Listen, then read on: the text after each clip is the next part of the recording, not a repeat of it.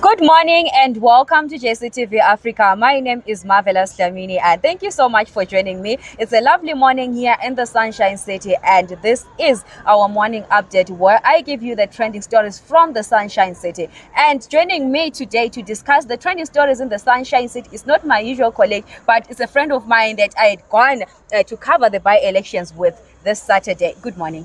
Morning, how are you? I'm okay, how are you? I'm fine. How was your weekend? No, my weekend was not that bad after having to cover the by-elections and stuff like that. Yeah, I know it was a hectic one. So maybe you can introduce yourself so that we start. Oh, my name is Takuzwa Shaya. That's my name. Yeah, he's a freelance journalist and we do cover most of the stories together. But now getting into our trending stories, this Saturday, when we were covered with the by-elections, there was a lot of violence. If you followed the story that I published this Saturday, there was a lot of violence when it came to Harare East constituency by-elections, where an independent candidate, Ropa Fatso Cynthia Cheza, was beaten or was attacked by members allegedly belonging to the ruling party, that is ZANU-PF. Maybe we can, just look into that. I know we're together when we're covering that. What's your take on that? Yeah, I think it was more of an unusual thing. But if you are to track the history of our elections, be it harmonized or by-elections, you see that these incidences are usually happening. So I just feel that it also led to the losing of elections, especially to Cheza, who was contesting with Kevin Timbanyoka. As you are aware that the seat was freely given to ZANU-PF, if I'm to say. So it was more of a concerning thing because we wouldn't want the violence to happen, especially when we say people are the ones who should decide these elections. Why should we fight? Because from the report it was being said that the violence purportedly came from people who were alleged to be ZANU-PF affiliates or FAS. So we wouldn't want that, especially in the future, for democracy's sake. Yeah. Yeah, thank you so much for that. And then in Mount Pleasant, we had Brian Tiki was going against George Mashawa or ZANU-PF. Yeah. And I don't know if I mentioned it earlier, but then ZANU-PF won both seats from Mount Pleasant and Harare East constituencies. Yes. And when we're looking into that now, the mayor of Bulawayo, that is David Coulthard, was now criticizing Fadzai Mahere and Rast Makam, who were formerly MPs of these constituencies, and they resigned in solidarity with Nelson Chamisa when he resigned as the CCC president. So I don't know if that criticism, because David Coulthard was saying that them resigning was them giving away the seats to ZANU-PF, like what just happened right now, and they were literally giving in to the lawlessness of people being recalled by ZANU-PF. I also think that Coulthard is very correct, because remember, these people were elected by the citizens, not by Nelson Chamisa. So despite all the circumstances or all the upheavals that were happening in the CCC, through the recalling of MPs by Sengeso Chabangu, I really think it was noble for Makam and Mahere to show solidarity. Yes, they were supposed to do so, but not by resigning from the seats which they were elected by people. So by doing so, I think they were trying to say, people, they doesn't matter. What matters more is our leader, Nelson Chamisa.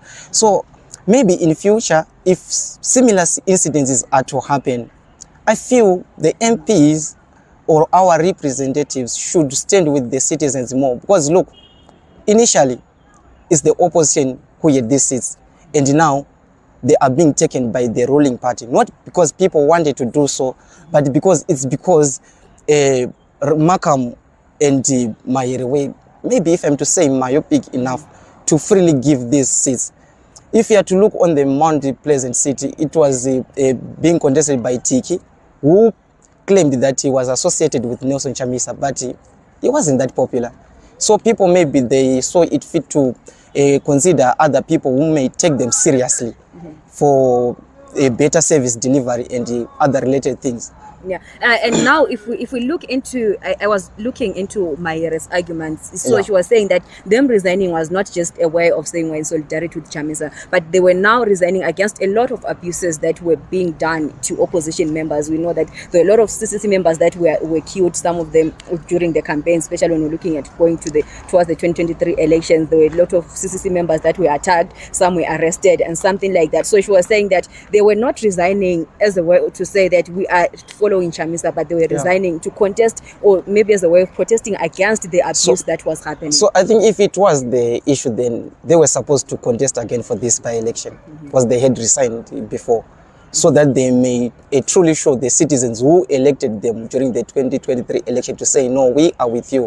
What happened is we were against the abuses that are happening to parliamentarians and also to opposition members, but we are back again for your own good as citizens. Then maybe the citizens were going to believe better to say, I know these people were being forced, but now they are coming back to us again. Yeah, thank you so much for that insight. But Nick Mangwana is so excited about it, and I've been seeing some comments that he was making with regards to that, and now that the seats have gone back to ZANU-PF, it's more than 2 things in parliament. Yeah, so it's one of those things where he was really mocking the people, Fatsai Maere, who resigned and stuff like that. So yeah, it's something that we need to keep an eye on and see if they'll really deliver now that they've been elected into power, and that's what they wanted always. But now going into our second story. Yeah. Last week, this past week, there was a trade fair that was happening in Bulawayo, and obviously the president went there, and the trade fair was officially opened by the Kenyan president, that is William Ruto. Yeah. But now that the stories that are coming in now regarding the fact that the president's right-hand man seemed to be Wicknell Chivayo, the most recent controversial businessman who's buying, ZANU-PF supporters cars, anyone who supports ZANU-PF gets a car and stuff like that. But now there seems to be a lot going on, especially within the ZANU-PF party. And also there are reports that even the vice president, that is Chiwenga, is not really happy about, how close Chivayo is now to the president. Yeah, I think it's one of the most interesting things. Recently, of late, we used to know Chivayo as a philanthropist who will be just dishing out cars to ZANU-PF fanatics and even to artists. But now he is now more of a right-hand man of His Excellency President Emerson Mnangagwa. So I'm also curious as to what is happening, because reports are saying even the vice presidents who are retired Army General Chiwenga and VP Mohadi, they are not even pleased with what is happening. But I think time will tell. But the reports are also saying that Chivayo is likely to be given a ministerial post. So I think we should be patient a little bit and see what is really happening. But it's more of an interesting story. Yeah, it's interesting because looking at the developments, especially the trade fair, Chivayo was seen going most of these days when he was touring. It was mostly him and the president.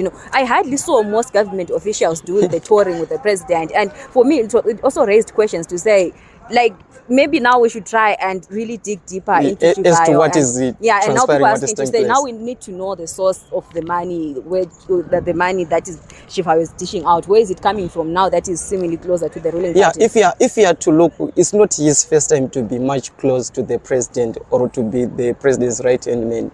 Recently, during the Easter holidays, they were together in the Zion Christian Church, where he had to give $1 million, which he just said it was more of a small gift. So we would want maybe in future to know what is happening, but as of now, let's just keep an eye on it. Yeah, definitely, we'll definitely keep an eye on that. And still talking about what is happening, that is across Zimbabwe, and in Bulawayo, again, going back there, that after trade fair, there was something that was called Bulawayo shutdown, where people literally had to go there and shut down the city.